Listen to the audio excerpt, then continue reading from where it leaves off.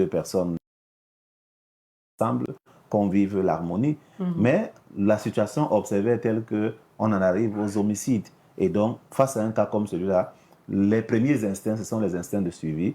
Et la masse, qui n'a pas assez de jugeote, assez de recul nécessaire, réagit promptement et on assiste à ce à quoi on a vu aujourd'hui.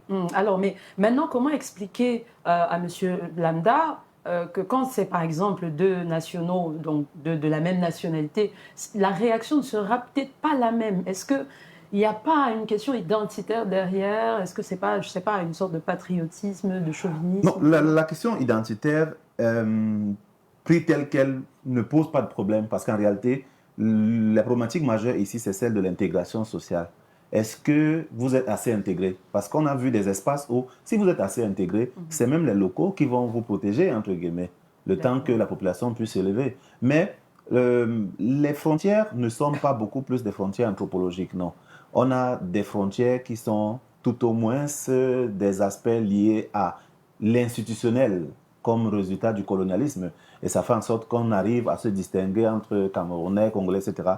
Mais dans le fond, je ne pense pas que quand ces deux avaient à échanger ou avec les débats sexuels, etc., il s'agissait d'un Congolais et d'un Camerounais, il s'agissait de deux individus, indépendamment des frontières géographiques. Par contre, là où c'est intéressant, c'est que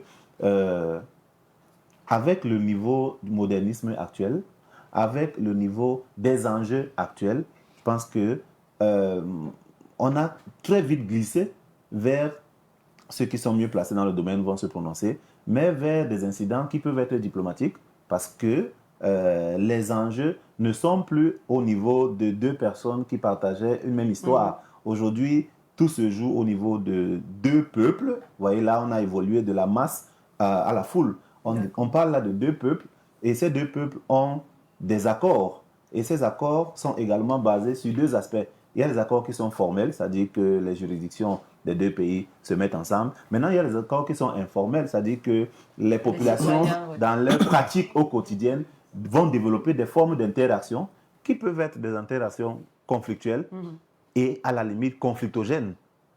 Souhaitant de ne pas arriver là, on se dit que pour l'instant, on va migrer vers le consensuel. Mais on ne peut pas parler de consensuel quand on suit l'actualité de ce qui se passe, quand on voit comment les Camerounais qui sont en train de vivre un peu le martyre, parce que depuis que l'incident s'est opéré, chacun essaye de barricader sa porte à deux ou trois tours pour éviter un peu les représailles.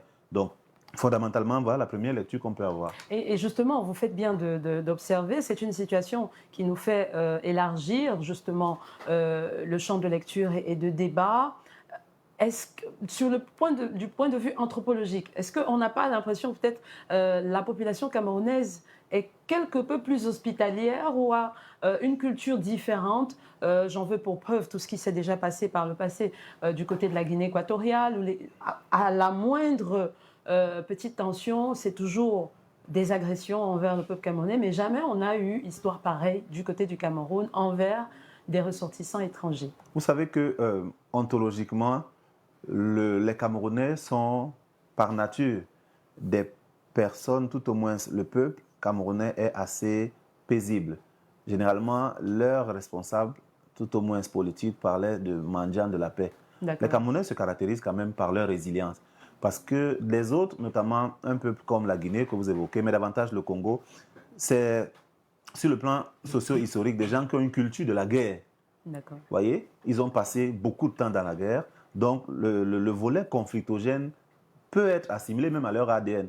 Par contre, les Camerounais, observez bien tout autour de vous, tellement la résilience a atteint un niveau, parce que parfois vous êtes même ici en ville, un étranger vous commet un impair, vous arrivez devant les forces de police, et même vous, quand on arrive à mettre en difficulté, tout ça participe à créer un type d'homme qui est assez résilient. Mais pas pour dire qu'il n'est pas capable de réagir, non.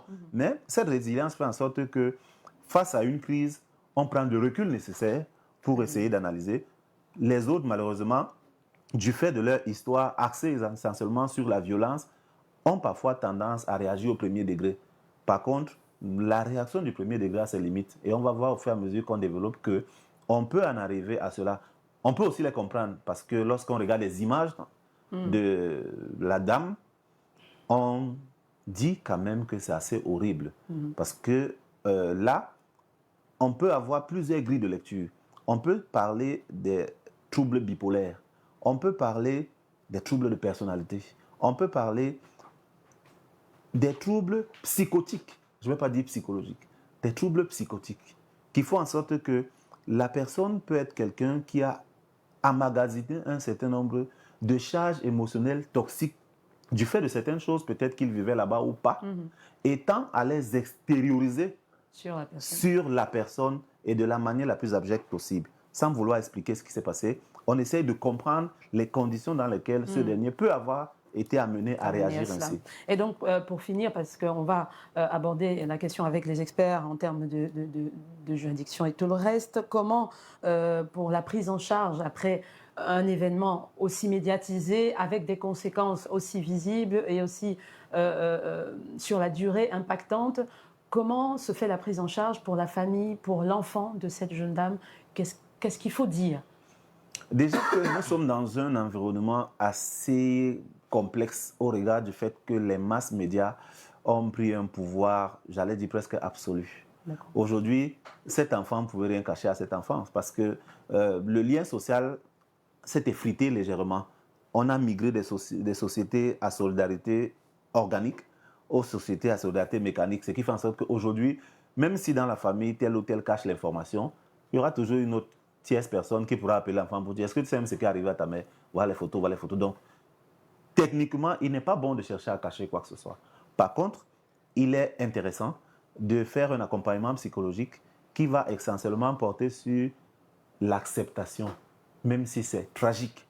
Et surtout si c'est son père. Parce que c'est cette acceptation qui sera la première part du processus de reconversion et de réinsertion sociale. Pourquoi? Parce que si ce travail n'est pas fait, vous avez un potentiel, je ne vais pas dire démon, mais un potentiel...